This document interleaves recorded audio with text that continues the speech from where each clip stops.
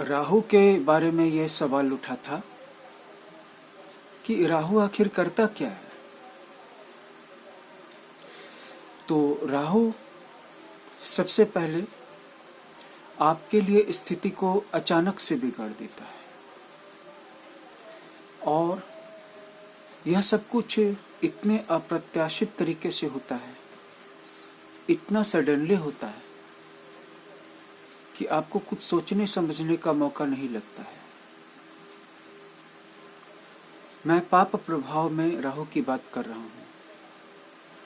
उसमें भी पाप प्रभाव में दो तरह के, पहले पाप प्रभाव की बात वहां है जहां यह आपकी जन्म कुंडली में पापी होकर के आपके भाग्य के साथ खेल कर रहा है, और दूसरे पाप प्रभाव में वो जहां यह आपके मित्रों या शत्रुओं, परिचितों या अपरिचितों के होरोस्कोप में पावरफुल होकर के, डोमिनेंट होकर के बैठा हुआ है। पहली सिचुएशन के बारे में बात कर लेंगे। अगर राहु आपकी अपनी जन्म कुंडली में पाप प्रभाव में होकर के पावरफुल बना हुआ है, यानी कि आपके लिए नेगेटिव है, ऑफेंसिव है, तो इसका रोल हो गया आपको दुख देना। और ऐसे सिचुएशन में राहु किस तरह से करता है और क्या करता है, ये आपके लिए सिचुएशन को अचानक से बिगाड़ देगा। एक रात में बिगाड़ देगा, 1 घंटे में बिगाड़ देगा, 5 मिनट में बिगाड़ देगा, और होने के बाद कुछ भी आपके कंट्रोल में नहीं रह जाएगा।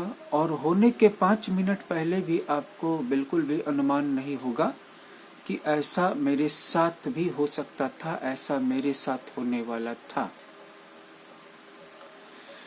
तो राहु कमजोर चंद्रमा वालों पे ज्यादा असर करता है। जिनका चंद्रमा कमजोर है, ऐसे जातक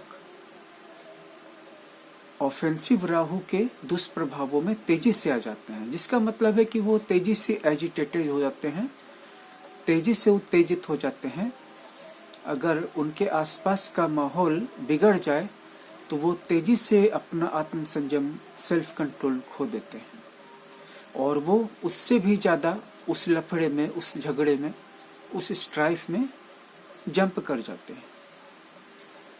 जबकि एक मजबूत चंद्रमा वाला व्यक्ति सिचुएशन को बिगड़ने से बचाएगा, खुद भी बचेगा और दूसरों को भी रोकेगा। चंद्रमा ही एक ऐसा प्लैनेट है जो तेजी से चलता है, तेजी से राशियां बदलता है।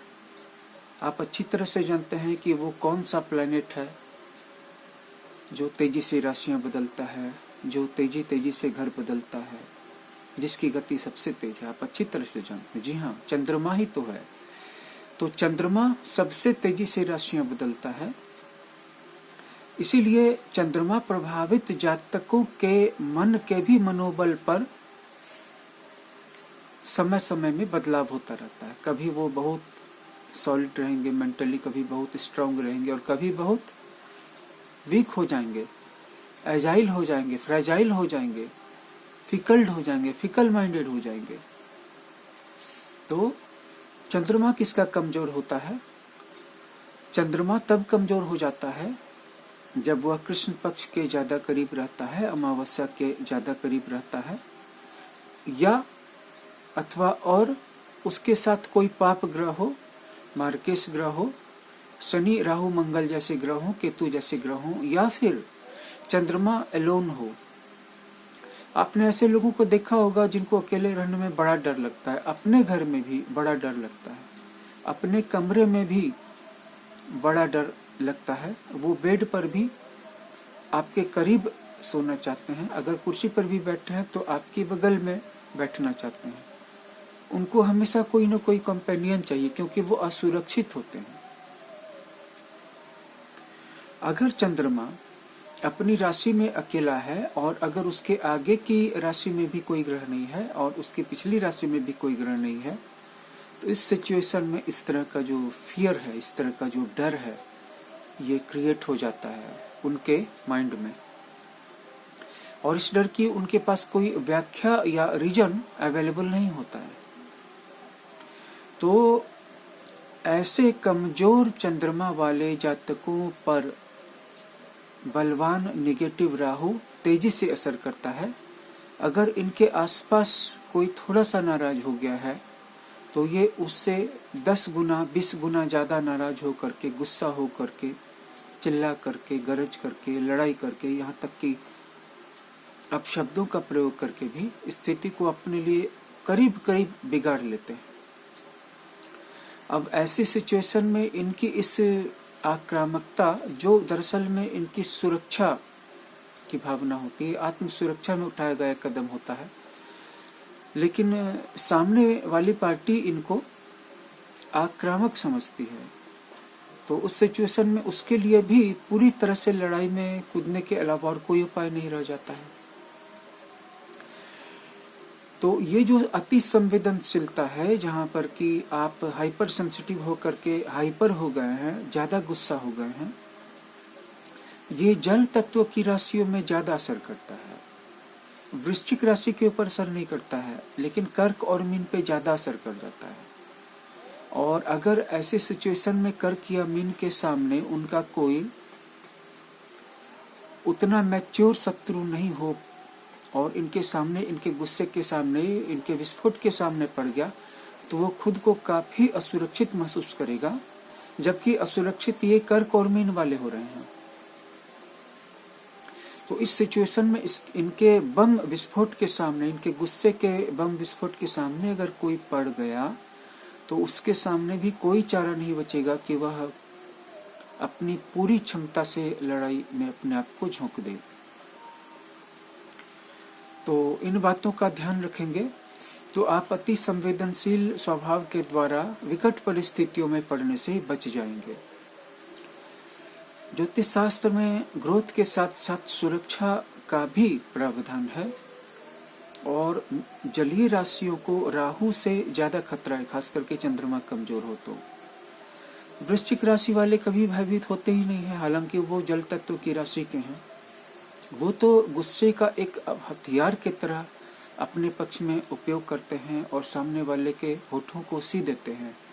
तब भी जब वो पूरे गुस्सा न हो, पूरा ज्यादा क्रोधित न हो, वे अगर हल्का सा भी क्रोधित हो जाएंगे तो जो मीन और कर्क राशियां हैं, इनके पूरे क्रोध से ज्यादा उनका हल्का वाला क्रोध ही लगेगा। अर्थात मीन और कर्क अपना पूरा गुस्सा कर लें और वृश्चिक राशि सिर्फ हल्का सा क्रोध कर ले। वृश्चिक राशि एक शेर है, जंगल में चलने वाला शेर, जिसका मुकाबला करने में हाथियों के झुंड को भी डर लगता है। और बड़े बड़े हाथी, बड़े बड़े गैंडे, बड़े बड़े राइनोसोरस और दूसरे सारे जीव उससे थर थर कांपते हैं, उसकी दहाड़ से थर थर कांपते हैं। इसका क्या कहना है कि वृश्चिक राशि अगर पूरे गुस्से में आ जाए तब क्या होगा? लेकिन वृश्चिक राशि अपनी इस क्षमता को जानती है। मैं अपने सबसे पहले वाले वीडियो में कह चुका हूँ कि वृश्चिक राशि को सब कुछ पता है कि how to manipulate people, how to manipulate people, how to manipulate and scare people to get anything out from them. लोगों से कैसे कौन सा काम करवाना है, सामाजिक रूप से उनको दबाना है, कौन सा पैंतरा चलना है, कैसे घेराबंदी करनी है, कैसे चुप कर देना है, कैसे झुका देना है, कैसे डरा देना है, कैसे भगा देना है, कैसे हरा देना है, इसको वृश्चिक राशि से अच्छा कोई नहीं जानता है। इसलिए ये कहना कि वृश्चिक राशि हाइपर हो गई है, उनका हाइपर होना भी उनका एक ड्रामा है, उस ड्रामा का एक पार्ट है। मैं तो आज तक वृश्चिक राशि वाले किसी भी एक ऐसे व्यक्ति से नहीं मिला जिससे लोग नहीं डरते हों। जब तक कि वृश्चिक राशि अपनी पोजीशन को बहुत ज्यादा मूर्खतापूर्ण या फुलिश न बना ले, जैसे कि वो ओवर कॉन्फिडेंट हो जाए और अकेला ही दुश्मनों के झुंड में चला जाए, या फिर बहुत ज्यादा नशा करके तब दुश्मनों का सामना करे, तो ये सारी कुछ इस तरह के सिमिलर कंडीशंस हैं जिसमें कि कोई भी बलवान राशि का व्यक्ति भी असुरक्षित हो जाएगा। तो आपको करना क्या है? आपको करना यही है कि अपने कमजोर चंद्रमा को मजबूत बना लेना है, राहु की प्रॉब्लम सॉल्व हो जाएगी। वो कैसे करना है इसको हम आपको बताएंगे अपने अगले वीडियो में। तो इस चैनल को सब्सक्राइब कर लीजिए, इस वीडियो को लाइक कर दीजिए, शेयर कर दीजिए। वीडियो वॉच करने के लिए बहुत बहुत शुक्रिया।